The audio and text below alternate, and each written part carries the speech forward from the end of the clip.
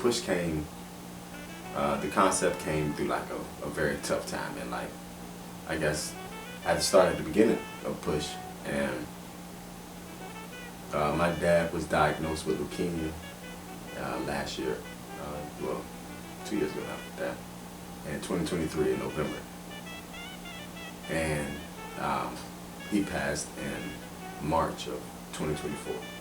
During that span of from his diagnosis to when he passed, the idea or the concept of Push was birthed. And from the first time that I had the idea of Push, it's transformed and kind of just changed. Not taken away from the original meaning, but it's just taken on like a few different meanings, at least for me personally. But we'll start at the beginning. We'll start the first one. My dad was at MCV in Richmond, Virginia, and they took good care of him. First of all, shout out to the great healthcare professionals that took good care of him for the most part. Definitely hospice. Hospice care was amazing there. But it was one day I was leaving from MCV. It was a morning, and I was leaving, and I had a studio session in Norfolk. And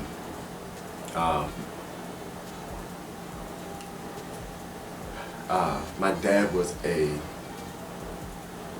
prime example of someone who ignored the signs his body was given and continued to try to self-medicate until he just couldn't anymore. And because of that, by the time he was diagnosed and we made it to the hospital, it was so much going wrong. And before they could even attack or like focus on the cancer, it was so many other problems in his body that the cancer was causing that they had to do their best at correcting before they could move on with the treatment. And during that time period is where I saw my dad literally physically push himself through whatever the team of doctors came in that morning and said he needed to do.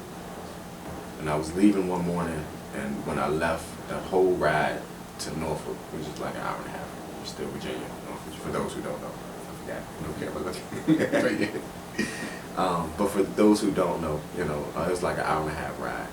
And this melody was just in my head the whole time. So when I got to the studio, I put it down, and within like a couple hours, the rest of the track was there. And it just so happened to be like the most smooth jazz idea I've ever really had for myself. So I tried to continue that wave. I still like the original idea that I made that day. But since then, I have definitely called on some better musicians to fill in and kind of develop the ideas that I had. But that's where it came from, man. When I left that day, for some reason, I just had, and it happens sometimes. You know, most of the time, I lie to myself and say, hey, I'm gonna remember that. And then by the time I get to where I'm going, or the next day, if I try to then reproduce the idea that I had in my head, it's gone, or it's at least different.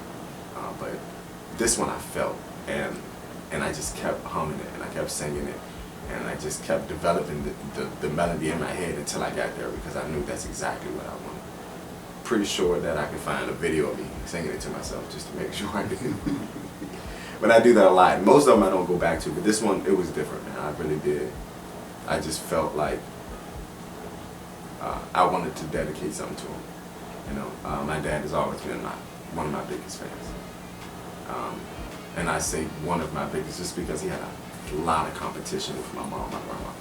So he was up there though, man. When I say he gave me everything.